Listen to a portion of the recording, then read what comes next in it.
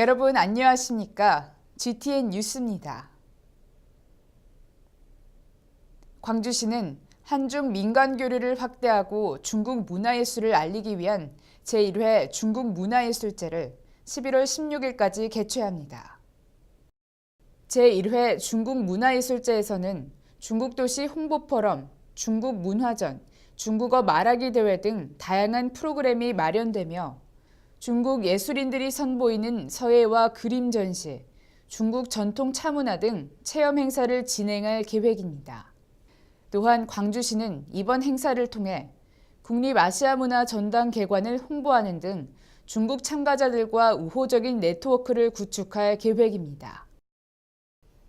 저비용 항공사인 티웨이 항공이 광주 제주 노선을 매일 4차례 운항하면서 광주공항이 활기를 찾고 있습니다.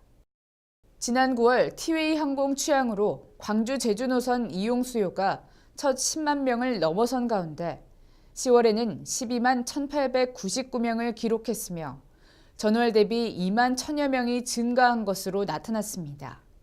또한 티웨이 항공의 10월 광주 제주 노선 이용객은 4만 1,620명으로 전체 이용객 중 34.1%를 차지했습니다. 이는 티웨이 항공의 광주 제주 노선 취항을 통해 새로운 항공 수요를 창출하고 기존 대형 항공사의 이용객 증가를 이끄는 동반 상승 효과를 나타내는 등 광주공항 활로 모색의 전환점이 된 것으로 분석됩니다. 한중 FTA가 발효되면 수입 관세가 품목별로 철폐되거나 인하되는 만큼 광주 지역 기업들이 생산하는 공산품이 중국 시장에서 가격 경쟁력을 확보하게 됐습니다.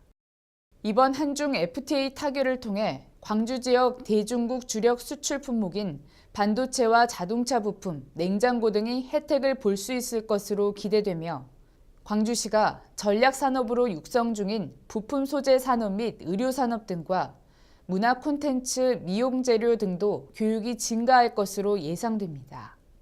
한편 지난 2013년 기준 대중국 수출은 13억 9,956만 달러이며 수입은 4만 7,874만 달러, 무역 수지는 9억 2,082만 달러로 집계됐습니다.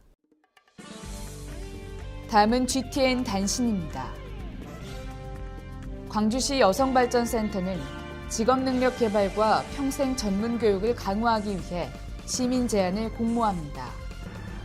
이번 공모 주제는 여성 일자리 창출을 위한 직업 능력 개발 및 평생 전문 교육과 관련된 프로그램과 각종 사업 아이디어 등 여성발전센터 발전과 직간접적으로 관련된 내용입니다.